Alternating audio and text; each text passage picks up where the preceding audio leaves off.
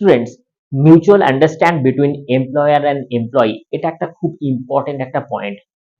Scientific ম্যানেজমেন্টে professor এফ.ডব্লিউ. Taylor আমাদেরকে বলেন যে whenever a good relationship between employer and employee will be happen for a longer period of time, and obviously the business should be sustaining for the long time, and obviously the growth, ultimately growth will be happening। মানে যদি কোনো কোম্পানির growth দেখতে পাওয়া যায় তাহলে মনে করতে হবে যে ওই কোম্পানির ভিতরে ওনার এবং এমপ্লয়ার এবং এমপ্লয়ি তাদের মধ্যে গুড একটা বন্ডিংস রয়েছে, তাদের সম্পর্কটা দারুণ।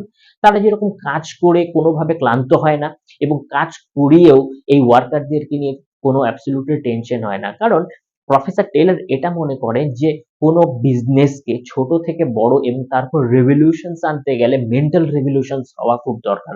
তাই তার জন্যে বন্ডিংস বিটুইন এমপ্লয়ার এবং এমপ্লয়ি এটা খুব গুরুত্বপূর্ণ ভূমিকা পালন করে। যখন এই ধরনের কোনো দ্বেষ বা কোনো রকম কনফ্লিক্ট বা কোনো রকম ইনহেরিটেন্স ঘটনা যখন মাঝখান থেকে পুরো অ্যাবলিশ হয়ে যায়, যখন কোনো রকম কোনো নেগেটিভিটি সেখানে থাকে না, সেখানে কাজের একটা উত্তম পরিবেশ তৈরি হয়। আর যেই পরিবেশটাই কিন্তু ক্যাপিটালাইজড করে একটা বিজনেসকে লং রানে সাস্টেইন করানোর জন্যে, এবং তার জন্যে যে এক্সিকিউশনস হয় সেটা কিন্তু 100% পাওয়া যায় ফ্রম দ্য ওয়ার্কার্স। তো তাই জন্যে মেন্টাল রেভলিউশনস এর থেকে আস্তে আস্তে কোঅপারেটিভ এবং গুড রিলেশনস এবং একটা ভালো বাস্তবিক পরিবেশ তৈরি করা হয়।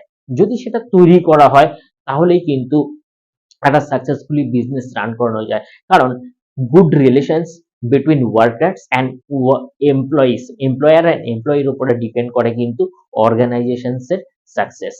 Thank you.